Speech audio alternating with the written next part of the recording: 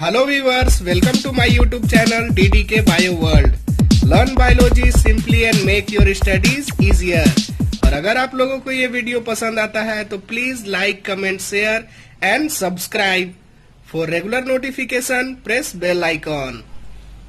Hello students, welcome back. आज का हम लोग का टॉपिक है एक्सक्रीशन इन ह्यूमन बींग्स. पिछला 2 वीडियोस में हम लोग देखे हैं इजी वे से हम लोग ह्यूमन एक्सक्रीटरी सिस्टम को कैसे ड्रॉ कर सकते हैं, नेफ्रॉन को कैसे ड्रॉ कर सकते हैं. आज हम लोग असलियत में ये दोनों का फंक्शन क्या है देखेंगे, वो भी सीबीएसई एनसीईआरटी सिलेबस के अनुसार. वीडियो शुरू करने से पहले I would like to thank my mom, my mother in law and all our family members for a huge encouragement and support. अब हम लोग बिगिन करेंगे एक्सक्रीशन इन ह्यूमन बींग्स.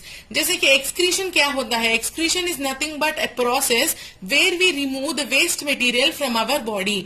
यानी जिस तरह से हम लोग कुछ भी इंटेक करते हैं फूड मटेरियल को या कोई भी चीज को, तो जैसे ही डाइजेशन होगा वैसे ही कुछ वेस्ट प्रोडक्ट्स फॉर्म होगा जो हमारा बॉडी के लिए जरूरत नहीं है. कुछ यूरिक एसिड या यूरिया रिलेटेड या एमोनिया कॉम्पाउंड्स फॉर्म होगा जो हमारा बॉडी से एक्सक्रीट करना बहुत ज्यादा जरूरी होता है. और उसी तरह से कुछ टॉक्सिन्स भी रहेगा जो भी हमारा बॉडी से बाहर फेंक देना जरूरी है. तो उसके लिए हम लोग एक्सक्रीशन परफॉर्म करते हैं. माना कि लोअर ऑर्गेनिजम्स में एक्सक्रीशन उतना कॉम्प्लेक्स प्रोसेस नहीं है. एक्सक्रीशन सिंपल डिफ्यूजन में ही होता है. जैसे फूड इंटेक भी सिंपल होता है उसी तरह एक्सक्रीशन भी सिंपल होता है. लेकिन ह्यूमन बींग्स जो कि बहुत एवॉल्व्ड ऑर्गेनिजम्स है, हम लोग के पास हर एक फंक्शन परफॉर्म करने के लिए स्पेशलाइज्ड ऑर्गन्स है. तो ठीक उसी तरह एक्सक्रीशन के लिए भी स्पेशलाइज्ड ऑर्गन्स है और एक ऑर्गन सिस्टम भी है जिसको हम लोग बोलते हैं human excretory system. Human excretory system का मेन पार्ट्स क्या है अब हम लोग जानेंगे. ए पेयर ऑफ किडनीज, जहां हम लोग देख सकते हैं लेफ्ट और right kidneys, a pair of kidneys. A pair of ureters, जो ट्यूब लाइक स्ट्रक्चर हम लोग देख रहे हैं जो यूरिनरी ब्लैडर और किडनी को ज्वाइन कर रहा है, इसको हम लोग बोलते हैं यूरेटर. तो एक pair of ureters. Urinary bladder, जहां पे यूरिन स्टोर होता है, urinary bladder. And an urethra where the urine is excreted outside the body. So ये चारों जो पार्ट्स हैं वो बहुत ही इंपॉर्टेंट है. उसके बाद किडनीज कहाँ लोकेट होता है? Kidneys are located in the abdominal cavity और either sides of the backbone. यानी एब्डोमिनल कैविटी में, फ्रंट साइड में नहीं स्टूडेंट्स, बैक साइड में. एब्डोमिनल कैविटी में either side of the backbone, यानी बैकबोन का एदर साइड में पीछे तरफ एब्डोमिनल कैविटी में पेयर ऑफ किडनीज लोकेटेड रहता है. और जो किडनीज लोकेटेड रहेगा उन लोग का मेन फंक्शन वही है कि यूरिन प्रोड्यूस करना या सॉलिड वेस्ट मटेरियल जो हम लोग बाहर एक्सक्रीट करते हैं वो प्रोड्यूस करना. अब हम लोग यूरिन जो इम्पोर्टेंट है एक्सक्रीटरी मटेरियल हम लोग का बॉडी से, जो हमेशा रेगुलरली हम लोग बाहर निकालते रहते हैं, उस यूरिन फॉर्मेशन का प्रोसेस या वे जो है वो हम लोग देखेंगे. Urine is produced in kidneys, यानी किडनीज में यूरिन प्रोड्यूस होगा. Then it passes into ureters, यानी यहाँ पे यूरिन जो प्रोड्यूस होगा वो ये ट्यूबुलर यूरेटर यानी ये ट्यूबुलर स्ट्रक्चर जो है कनेक्शन, उसमें ट्रैवल होगा. ट्रैवल होने के बाद यूरिनरी ब्लैडर में स्टोर होगा अंटिल इट इज रिलीज. यानी जब तक हम लोग उसको बाहर रिलीज ना कर देते हैं तब तक वो यूरिन यूरिनरी ब्लैडर में ही स्टोर होगा. उसके बाद using the opening called urethra, ये ओपनिंग यूज करके यूरेथ्रा से बाहर हमारा बॉडी से रिलीज हो जाएगा. This is the sequential steps of excretion of urine outside the body. अब ये जो हम लोग बोल रहे हैं ये यूरिन, ये होता क्या है? ये एक नाइट्रोजनस वेस्ट है. यानी जितना भी नाइट्रोजनस वेस्ट जो प्रोड्यूस होगा वो नाइट्रोजनस वेस्ट या तो यूरिया या तो यूरिक एसिड का फॉर्म में कन्वर्ट करके हमारा बॉडी जो है वो बाहर एक्सक्रीट करेगा. That is nothing but our urine. Nitrogenous waste such as urea और uric acid are removed from blood in kidneys. हमारा ब्लड स्ट्रीम से जितना भी नाइट्रोजनस वेस्ट मटेरियल होगा वो सब बाहर निकालेगा और उसको निकालने में ये पेयर ऑफ किडनीज मदद करेगा. Kidneys comprise thin walled blood capillaries arranged in clusters. जैसे कि पिछले टॉपिक में लंग्स में हम लोग देखे हैं कि वहां भी ब्लड कैपिलरीज रहेगा. In the same way heart में भी हम लोग देखे हैं कि ब्लड कैपिलरीज रहेगा. हार्ट में भी अब यहाँ भी ब्लड कैपिलरीज रहेगा which are arranged in cluster. Cluster मतलब एक ग्रुप होता है. तो ब्लड कैपिलरीज यानी छोटा छोटा ब्लड कैपिलरीज जो हम लोग हार्ट में देखे हैं कि वीन्स हो या आर्टरीज हो या लिम्फ नोड्स हो या वेजल्स हो, वो सबको ही छोटा छोटा कनेक्शंस में डिवाइड होके हर एक सेल पे अटैच कर लेगा अपने आप को, ताकि हर एक सेल का पूरा जितना भी फंक्शंस होगा वो ठीक से परफॉर्म कर सके। ठीक उसी तरह किडनीज में भी कैपिलरीज रहेगा which are arranged in groups और clusters. Each cluster is associated or connected with cup-shaped tube called Bowman's capsule। यानी एक एक क्लस्टर जो है, यहाँ पे हम लोग देख सकते हैं कि यहाँ पे भी हम लोगों के पास आयोटा है, वीना कावा है, रीनल वेन है। तो जब ये सारा चीज है, इसका मतलब हम लोग के लिए ये एविडेंट है कि यहाँ पे ऑक्सीजनेटेड और डीऑक्सीजनेटेड ब्लड दोनों फ्लो कर रहा है और ब्लड कैपिलरीज क्वाइट प्रेजेंट है। तो ये जितना भी है क्लस्टर ऑफ ब्लड कैपिलरीज, वो सब एक कप शेप्ड स्ट्रक्चर में अटैच्ड रहेगा, that is nothing but Bowman's capsule. जब पिछला वीडियो में हम लोग स्ट्रक्चर ऑफ नेफ्रॉन देखे हैं, यहाँ पे हम लोग एक इन्वर्टेड सी लाइक स्ट्रक्चर ड्रॉ किए हैं, कप लाइक स्ट्रक्चर, जिसको बोलते हैं हम लोग बाउमैन्स कैप्सूल। इसमें कनेक्टेड रहेगा जितना भी ब्लड कैपिलरीज रहेगा। बाउमैन्स कैप्सूल कलेक्ट्स द फिल्ट्रेट, यानी जो फिल्ट्रेट का मतलब है जो यूरिन प्रोड्यूस्ड है, वो फिल्ट्रेट को कौन कलेक्ट करेगा? ये बाउमैन्स कैप्सूल कलेक्ट करेगा।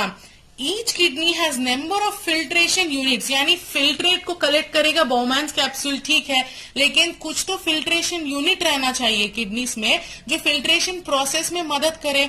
तो वो फिल्ट्रेशन यूनिट है हमारा नेफ्रॉन। कल का वीडियो में जिसका स्ट्रक्चर हम लोग देखे थे, स्ट्रक्चर ऑफ नेफ्रॉन, तो वही नेफ्रॉन है हमारा किडनीज का फिल्ट्रेशन यूनिट। हम लोग इसको स्ट्रक्चरल यूनिट ऑफ किडनी भी कह सकते हैं, इसीलिए क्योंकि यहीं पे हम लोगों का फिल्ट्रेट फॉर्मेशन होगा, इसीलिए हम लोग इसको स्ट्रक्चरल यूनिट ऑफ किडनी भी कंसिडर कर सकते हैं। Each kidney has number of filtration units called nephrons packed closely, यानी ये सब closely packed रहेगा।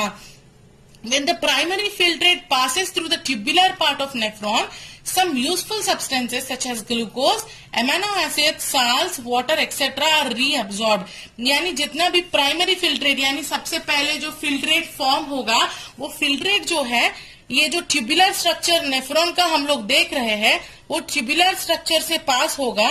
और जब पास होगा, बीच में अगर मान लीजिए कि हमारा प्राइमरी फिल्ट्रेट जो प्रोड्यूस हुआ है या प्राइमरी एक्सक्रीटरी मटेरियल जो प्रोड्यूस हुआ है, उसमें वाटर कंटेंट ज्यादा हो या कुछ ग्लूकोज, कुछ साल्ट्स, कुछ भी चीज जो हम लोग का बॉडी एब्जॉर्ब नहीं कर पाया हो in the course of digestion, वो जितना भी मटेरियल्स होगा, ये ट्यूबुलर सेक्शन से जब पास होगा, तब हमारा किडनी जो है वो रीअब्सॉर्ब कर लेगा और बॉडी को फिर से भेज देगा for actual usage. When the primary filtrate passes through the tubular part of nephron, some useful substances such as glucose, amino acids, salts, water, etc. are reabsorbed. The excretion or reabsorption of water depends on the excess water available in the body। यानी जो water content reabsorb होता है वो किसके ऊपर dependent रहेगा? वो dependent रहेगा हमारा बॉडी में जो water availability है उसके हिसाब से डिपेंडेंट रहेगा। कभी कभी हो सकता है कि हमारा बॉडी में वाटर का अवेलेबिलिटी ना हो, हम लोग बहुत देर से स्टार्व कर रहा हो, तब जाके जितना भी वाटर कंटेंट होगा जो प्राइमरी फिल्ट्रेट में या प्राइमरी यूरिन में, वो सारा बॉडी रीअब्सॉर्ब कर लेगा या ट्यूबुलर स्ट्रक्चर में रीअब्सॉर्ब हो जाएगा। लेकिन वहीं जब हम लोगों के पास ज्यादा एक्सेस वाटर या हम लोग अच्छा मात्रा में वाटर कंज्यूम कर लिया हो, उस टाइम पे ज्यादा वाटर रीअब्सॉर्ब नहीं होगा, बल्कि डिसॉल्व होके यूरिन में आ जाएगा। जब यूरिया या यूरिक एसिड कॉम्पाउंड्स में वाटर भी साथ ही साथ पास हो जाएगा बाहर इन अ डिसॉल्व फॉर्म। यानी डिसॉल्व फॉर्म में वाटर नहीं रहेगा, जो कंपोनेंट्स रहेगा एक्सक्रीटरी सिस्टम का या एक्सक्रीशन, यूरिक एसिड हो या कोई भी एक्सक्रीटरी वेस्ट मटेरियल हो, वो डिसॉल्व रहेगा वाटर में। The urine then produce passes through ureter and get stored in the urinary bladder. As soon previously, हम लोग जैसे प्रीवियस में बात किए हैं, यूरिन जो प्रोड्यूस होगा that will pass through the ureter and then get stored in the urinary bladder. और यूरिनरी ब्लैडर जो है वो एक तरह का मस्क्यूलर ऑर्गन है, यानी वो एक मस्क्यूलर ऑर्गन है which is made up of voluntary muscles. हमारे बॉडी में दो तरह का मसल्स रहेगा, voluntary and involuntary muscle. Voluntary muscle को हम लोग उसका पूरा एक्टिविटीज को कंट्रोल कर सकते हैं, और involuntary muscle for example cardiac muscle, उसको हम लोग कंट्रोल ही नहीं कर पाएंगे, वो अपना हिसाब से वो फंक्शन करते ही रहेगा। तो इस तरह से यूरिनरी ब्लैडर इज मस्कुलर और इसमें वॉलेंट्री मसल्स रहेगा, जिसके चलते हम लोग यूरिन एक्सक्रीशन या वेस्ट मटेरियल एक्सक्रीशन को थोड़ा देर तक रोक के रख सकते हैं। जितना भी यूरिनरी ब्लैडर में यूरिन स्टोर हो जाएगा, जब तक एक मिनिमम अमाउंट ऑफ प्रेशर नहीं बनेगा, तब तक हम लोगों को यूरिन एक्सक्रीट करने का सेंसेशंस कभी फील ही नहीं होगा।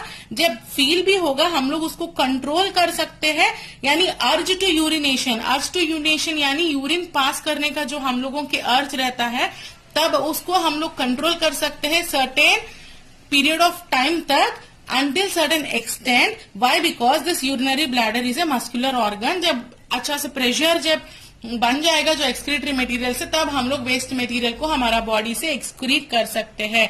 आज के लिए इतना ही students. Hope you like this video और एक्सक्रीटरी सिस्टम जो है तुम लोग को बहुत अच्छा से समझ में आया हो। अगर ये क्वेश्चन आएगा तो आप लोगों को स्ट्रक्चर ऑफ नेफ्रॉन हो या ह्यूमन एक्सक्रीटरी सिस्टम हो, ये डायग्राम्स रिप्रेजेंट करके इतना पॉइंट्स लिखने से बहुत ही अच्छा मार्क्स स्कोर कर सकते हो आप लोग ये आंसर में। अगर कोई भी डाउट्स होगा तो आप लोग कमेंट्स बॉक्स में लिख सकते हैं, या आप लोग हमको मेल भी कर सकते हैं।